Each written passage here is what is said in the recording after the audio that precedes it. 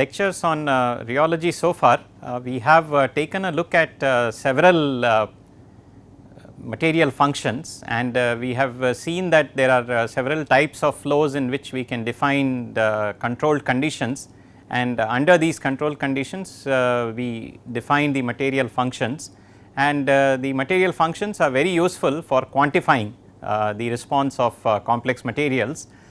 In this set of lectures, our objective will be to look at some of the real data that is available on different material systems, and we will try to get a feel and understanding of how rheology is different for different class of material systems, and what can we learn at a generic level in terms of these material functions, and how they actually characterize the material response, as well as how the material response gives us clues regarding the microstructure of materials. So, in the first segment we will look at the response of polymer solutions, melts and gels. So, as we have seen earlier, the overall set of material functions that we will look at in these set of lectures are predominantly based on classical data available from literature. I have taken a fair number of discussions from these three books.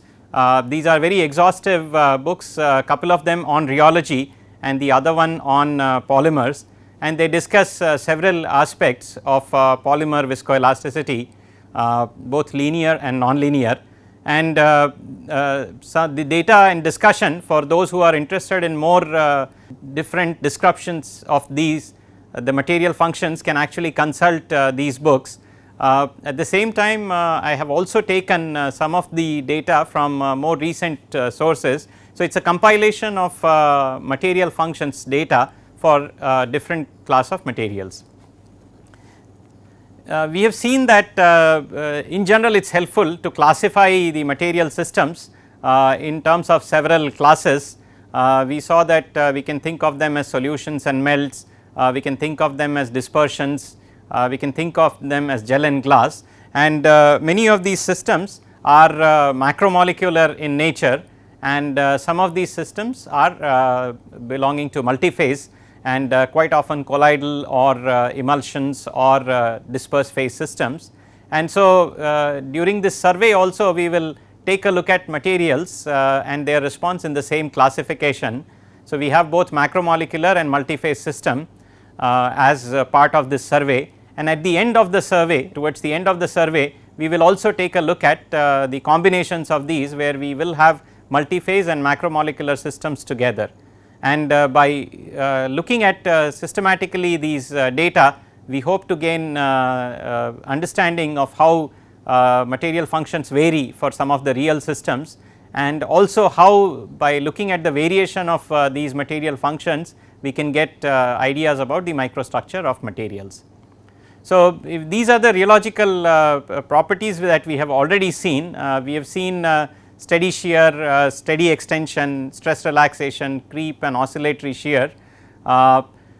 We looked at each of these modes of rheological analysis, and using these modes we defined the material functions, viscosity, the elongation viscosity, relaxation modulus, creep compliance, the moduli, storage and loss. We also defined the compliances for the in phase and out of phase compliances, and similarly we also defined viscosities, the dynamic viscosity, and which again has two components. So, therefore, we will through this survey we will look at some of the variations which involve characterization of these properties for the materials.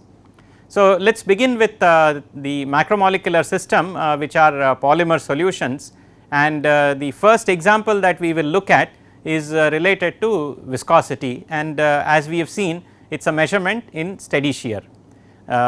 Just to remind us that steady shear implies that we apply a constant strain rate on the material, and since we are calling it steady shear, the application is in simple shear mode, and we wait for the stress to reach a constant steady value also, and then measure the stress, and the ratio of stress to strain rate is the viscosity. So, if you look at the data given here for 3 different solutions, we can see qualitatively that there are some observations that can be made. For one of the solutions, we can see that viscosity is constant at low strain rates, and as strain rate increases for all the 3 solutions, we can see there is a pronounced decrease in viscosity. Another thing to notice about such data is the fact that we are usually plotting these properties on a log scale, because the variation in these properties is orders of magnitude. It is necessary for us to look at log scale. So, both y axis and x axis on log scale, and we can see that actually viscosity varies about 4 orders of magnitude, and the strain rate at which we are examining the material is also about 7 orders of magnitude different. And these different orders of magnitudes of strain rates are also important, because from a practical point of view, from an engineering application point of view, different conditions require different strain rates. For example, if we are looking at pumping and transport, the strain rates may belong to one category, while if we are looking at, let us say, injection molding as a process, we may have another strain rate. So, in general in these processes we will have different strain rates involved, and therefore, from a complete characterization point of view for these materials, we examine them in as wide strain rate range as possible. So, the 2 main features that we can see for 2 of the solutions, that there is a Newtonian plateau at the low strain rate, and there is shear thinning at high strain rates.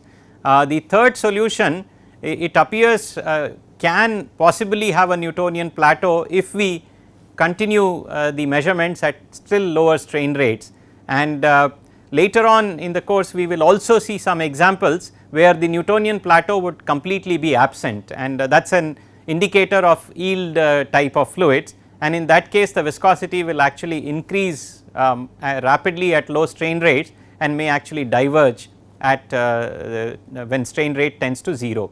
So, therefore, the observations to be made here are in terms of also looking at what is the nature of decrease and how significant is the decrease. One other thing we can see is in the decreasing range, wherever there is shear thinning, on a log plot here, it is apparent that the viscosity versus strain rate data appear to fall in a straight line, and therefore, for many applications, if the strain rate range is in the straight line region, we could actually use a power law, because power law dependence on a log scale will end up being a straight line. So, therefore, power law is a simplistic model which is used very often in describing the shear thinning behavior of polymeric systems. The other key observation that can be made from this data is the fact that the Newtonian plateau is observed for different strain rates, or the departure from Newtonian plateau is observed at different strain rates. So, for example, in one solution we can see that all the way up to one strain rate of 1, the viscosity remains constant. So, in each of the solutions case we can examine a critical strain rate, and this critical strain rate indicates that if the material is sheared or the material is deformed at a lower strain rate than this critical strain rate, the behavior is Newtonian. In other words, the viscosity is constant for a certain strain rate range, provided the strain rate gives the material sufficient time. And so, therefore, the critical strain rate at which we start observing the shear thinning behavior is an indicator of the largest relaxation time which is present in the material. If we recall our discussion which is related to relaxation processes, all the relaxation processes in a material have a characteristic relaxation time, and we also saw that there is a spread, there is a spectrum of relaxation times in whether it is a polymeric system or a colloidal system, and therefore, given that there is a spread of relaxation times, if we shear the material as slow as possible, then we give even the longest relaxation time for that process to relax and therefore give the dissipative response.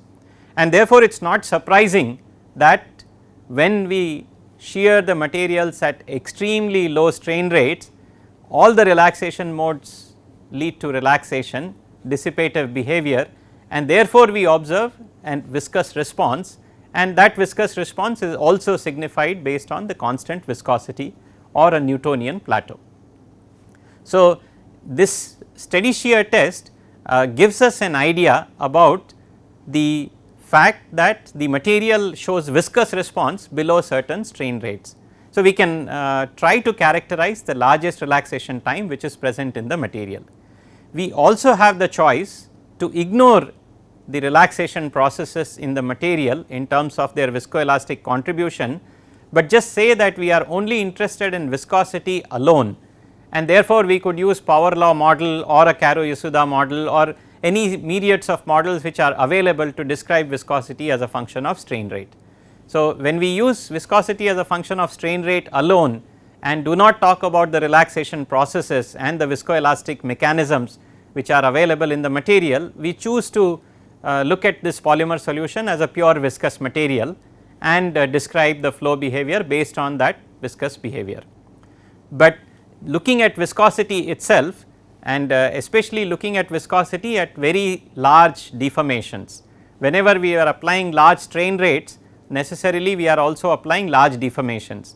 So, therefore, this kind of data gives us indications of significant viscoelastic contributions which are present in the material.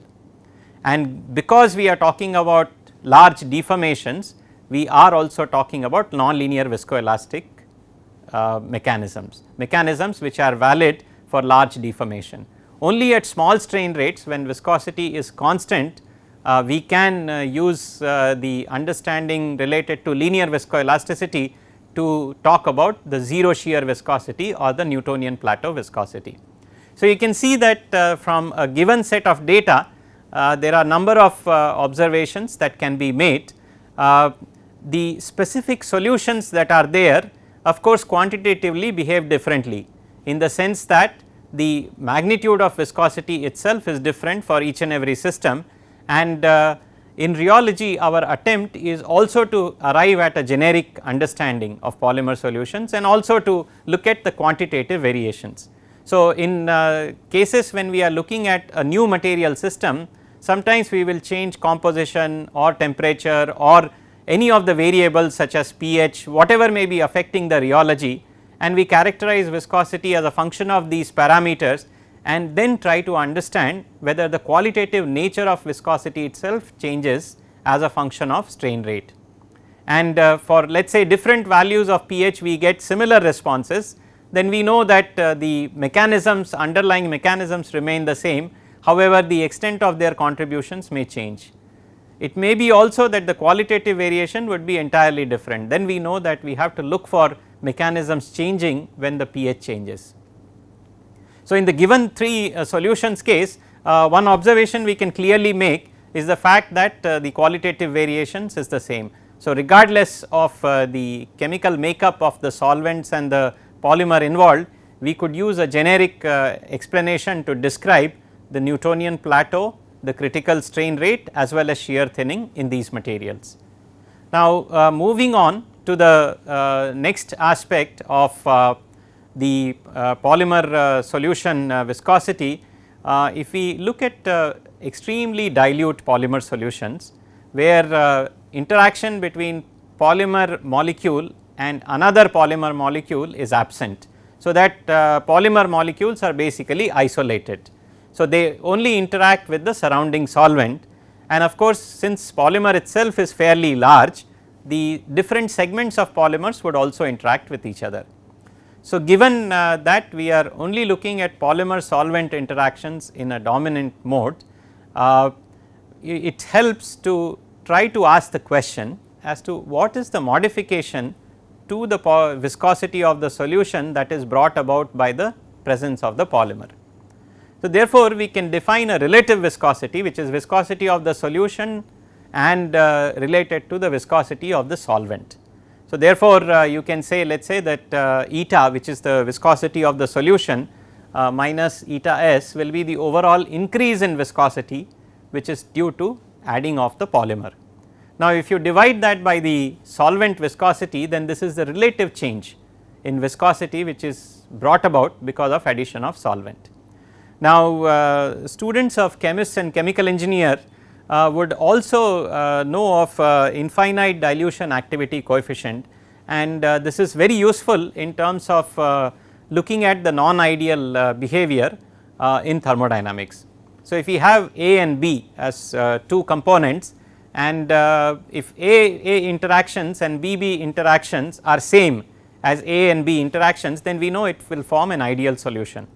But if AB interactions are different compared to AA and BB interactions, then a mixture of A and B will have a non-ideal response.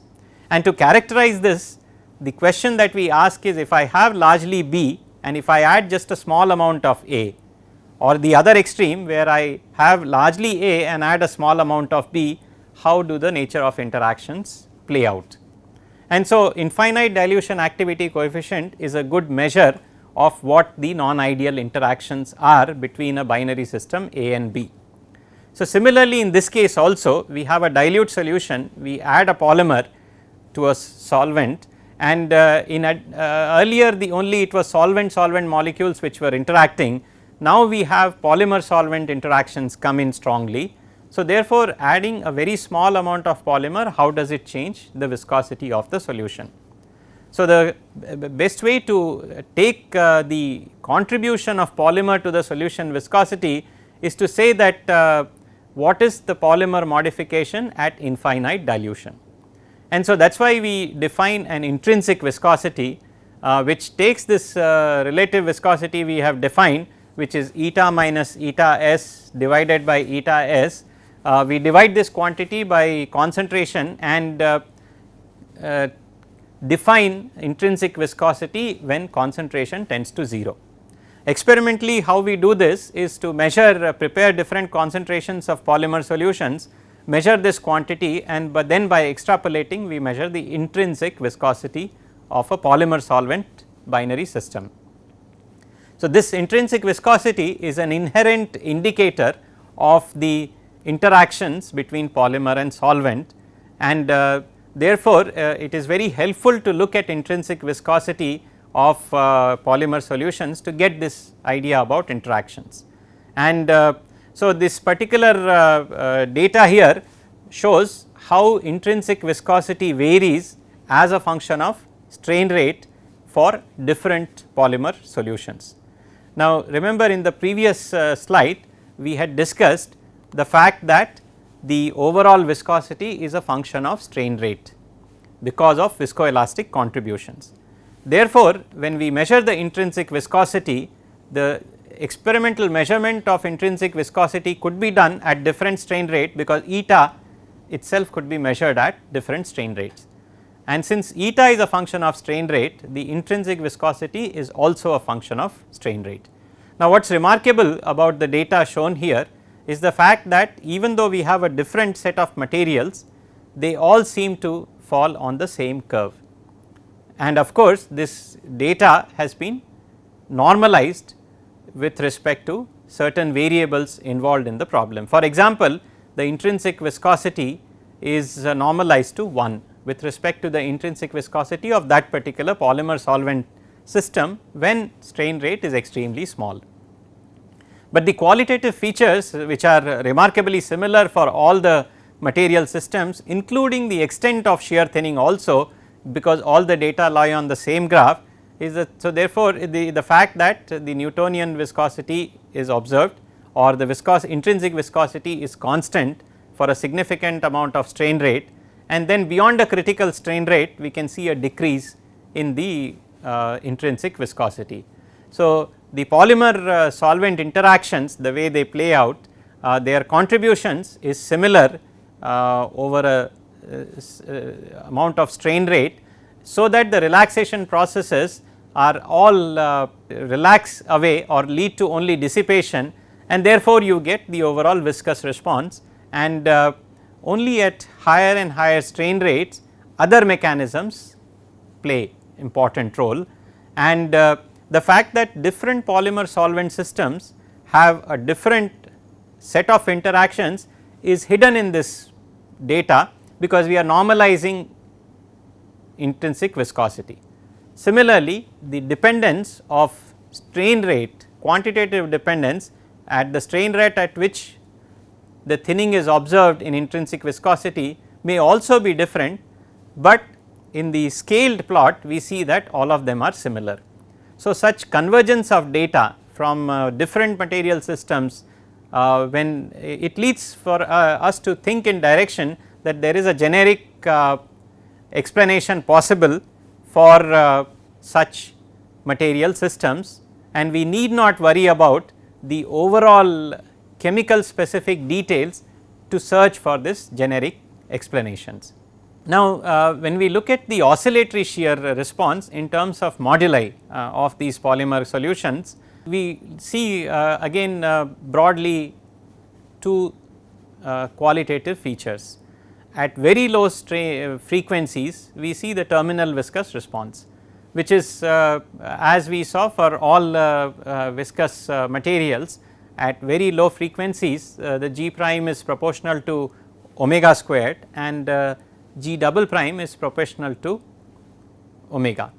And so, the elastic modulus increases far more rapidly at low frequencies when compared to G double prime, and so that behavior is clearly observed in the polymer solutions, that data that is being shown here. Now, what is interesting about the data is that when we reach the higher frequency, we see that we do not observe the glassy response as was let us say predicted by Maxwell model, and we have seen also that Maxwell model shows the behavior going from viscous to glassy response in just 2 decades itself, while we also have noticed and remarked earlier that in fact most real materials the transition may happen over several orders of magnitude. So, clearly for these polymer solutions, by going to high frequency the glassy modes are not observed, the glassy response is not observed.